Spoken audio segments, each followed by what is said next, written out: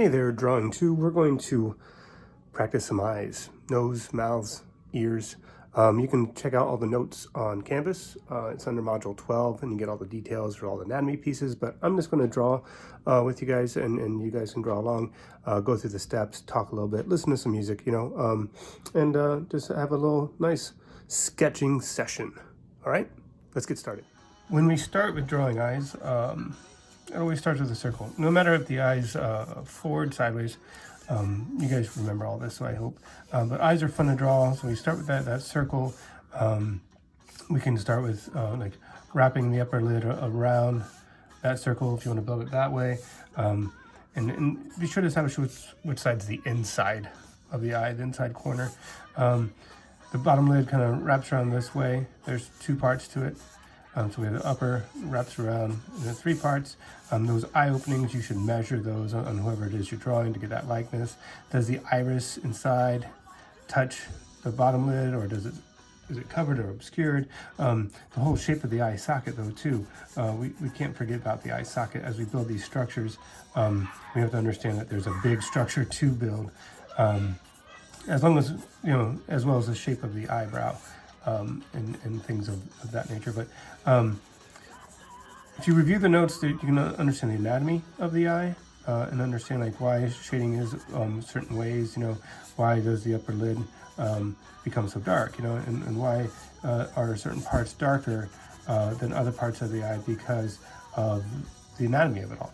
The eye's a hooded shape.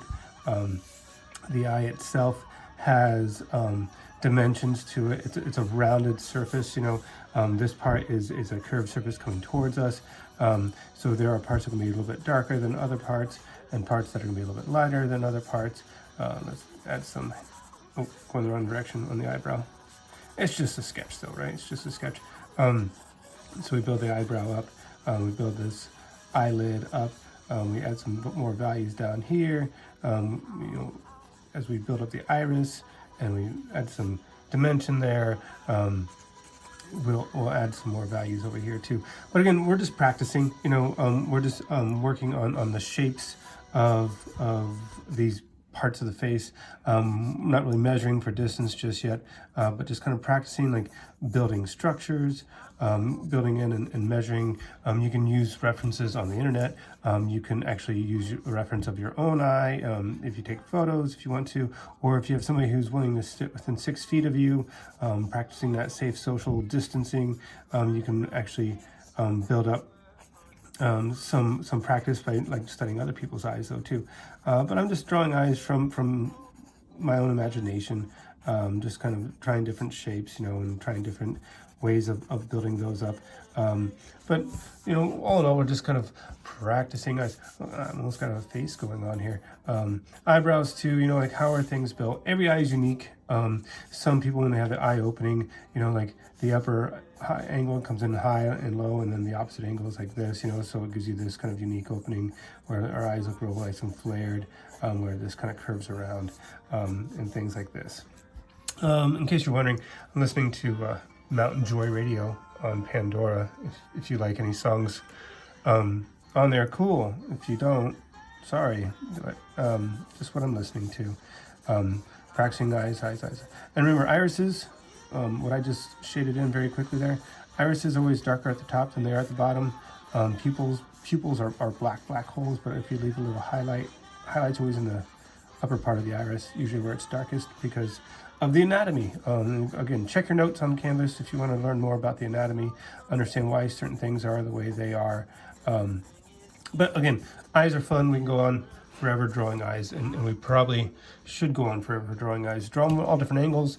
Eyes in profile are kind of fun because the cornea comes out, and the iris is actually kind of a flat disc, where the cornea is very, very light.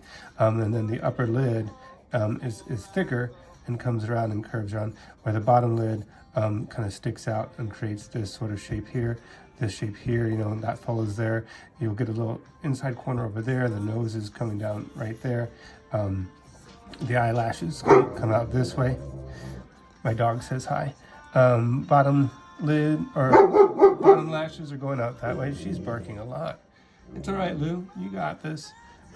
cheekbone, you know, this all wraps around. So there's that, and the eyebrow being right about here-ish. Yeah. I had to yell at my dog because there was a neighborhood dog walking by, and she barked a lot. So obviously practicing parts of the eyes, you know, understanding how they're built. Noses are not as fun to draw by themselves, but remember in the keystone, this is the arch between the eyebrows where the bridge of the nose is. There's the front plane that kind of comes back in like so. And it kind of curves towards the bottom. This is the tip of your nose, but not necessarily the bottom of your nose. The bottom of your nose is where the septum is. This is usually where you'll see the shape of your nostrils, and we can just kind of build that in. This is that slope that goes to the inside corner of the eye, and this follows that part. This is like that the nostril wing, and this comes down this way. Same with this, and this goes down to this nostril wing and comes down, and this curls around. So this is just a generic nose. This is a side plane, this is a side plane, and this is a bottom plane, because a nose in profile, there's a little bump there. The tip of the nose is usually pointed up. There's a nostril here. Make sure that I'm in the frame. But like this part here is usually below. This part here is usually light sources coming from above us. Usually there's lights above us, so this part here we shade in and we can make that darker. This gets a little bit of light, but this, you know, like is the side plane of the nose. There's a cheek, and then you'll build the eye up here, you know, or more like over here. And then, you know, the lip comes out and stuff like that. But noses, you know, like by themselves, out of context, straight on, not that exciting to draw. Profile noses, there's a lot more angles and lines to work with, so that makes it a lot more fun. There's a lot of anatomy to the nose, because this the nasal bone usually stops about midway down, and then the rest of this is all cartilage. So like, yeah, when you break your nose, you don't really break a bone, it's cartilage that's broken, but this is the part that keeps growing. That's why old people have such big noses, you know, and they kind of sag down, so like big bulbous nose around there. But we can practice all this though too. And that's what you guys doing right now, like just get in the habit of studying and looking and practicing. We'll go on the lips real quick, just to remember how lips are drawn. Remember, lips are part of the mouth column, so it's actually like a curved surface, the mouth column is. This is like the area below the nose.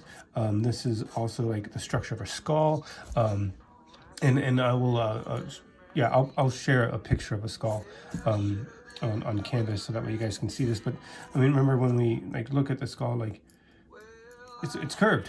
It makes sense. Your teeth are curved. Your teeth are not straight. And then it'll make more sense when we start practicing portraits with smiles. But anyway, the upper lip has three major pockets of fat, and each dimension of the lip is unique to each person. So some people have thicker upper lips, so the pockets are a little bit more detailed. Some people have thinner upper lips, so the pockets are less defined. Your bottom lip only has 2 pockets of fat. So basically there's 5 beans to really worry about. Then that bean right there will kind of create that mouth line. Some people have tucked corners. Some people have really defined lips, you know, that project out. Some people have just thin lips that aren't that projected, but that creates that more realistic look. The upper lip is usually darker than the bottom lip, only because, and let's go back to that profile again, here, that upper lip curves in and it creates that roof. The bottom lip is here and it goes into the chin, and it kind of creates that sort of look. So there's a shadow there. I've got a neighbor ringing my doorbell. Kids are out to play, it looks like. But anyway, we are just kind of focusing on like how the anatomy, the dimensions, why is this darker? Why is this darker? When we go back to the face again, and I draw this, remember, like if there's a shape here, this is like the eye shape here, that's darker. This is an eye shape that's darker. And then this is underneath the nose, that's darker. And then we kind of darken the upper lip shape, you know, like so. and then we shade underneath the bottom lip, and then we shade underneath the chin. We create this little face. And then if we go on with the rest of the skull, we can create more of dimension, you know, and then we work in the ears and hair and all that stuff. But that's what we're going to get into. We're just practicing. So practice lips, practice noses, practice eyes, and then the wonderful mystery of the ear. Remember, ears are best drawn from observation, but we kind of create this sort of, do you guys remember when I said the YG question mark? You know, the question mark is actually the shape of the ear, like this. So this is a backwards question mark like this. And then within it, there's a Y shape.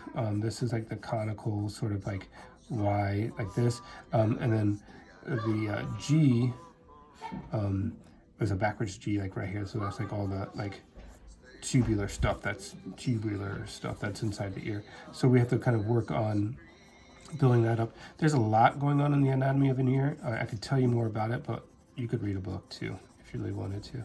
But pretty much like we shade. Some people have attached lobes that attach to the side. Some people have detached lobes. Some people have gauges and stretched lobes, you know, so we kind of stretch that out if we want to. But we just kind of practice those ears. Ears is looking at ears straight on. They're kind of, some of them stick out, some of them are thinner. So when we have the side of the head, this is the side of the head, we kind of measure like how that shape all comes out, you know, like how does that ear come off? Are they at cup handles sometimes? Are they pinned back? Are they angled? Are they triangular? So everything starts with shapes, you know, like start with the shapes, find the shapes, build the structure, and then we define the form. All right. So as you guys keep practicing, as you guys practice your eyes, your nose, your lips, and your ears, and hair even, if we use this little hair here or head here, we can, you know, hair always starts with the shape, you know, like what is the shape of the hair, and how does it go around the ears, or is it long, is it shaggy, but what's the shape of it all? So find the shape and how it wraps around. And then when the structure is just kind of find out where your lights and darks are, and then we put the details in last. Just to go back on hair real quick, you don't draw strands of hair first. You should draw the strands of hair last. So that way it's a lot easier to kind of construct and make it look more realistic, because there's hundreds of thousands of strands of hair on your head, and if you want to draw it realistically, you have to draw every single strand of hair. I'm already tired of drawing strands of hair, and I just started. So yeah, and it doesn't look good. So, I mean, I'm not saying this looks good. This is more of a, you know, like, oh, I don't know. I have no idea. Yeah, what is it? But I mean, it's just practice. I'm just sketching, you know. But yeah, that's what I want you guys to do. Your first goal is to practice and get familiar. Read through your notes on Canvas module number 12. It's all in full detail. There's more draw structure by structure.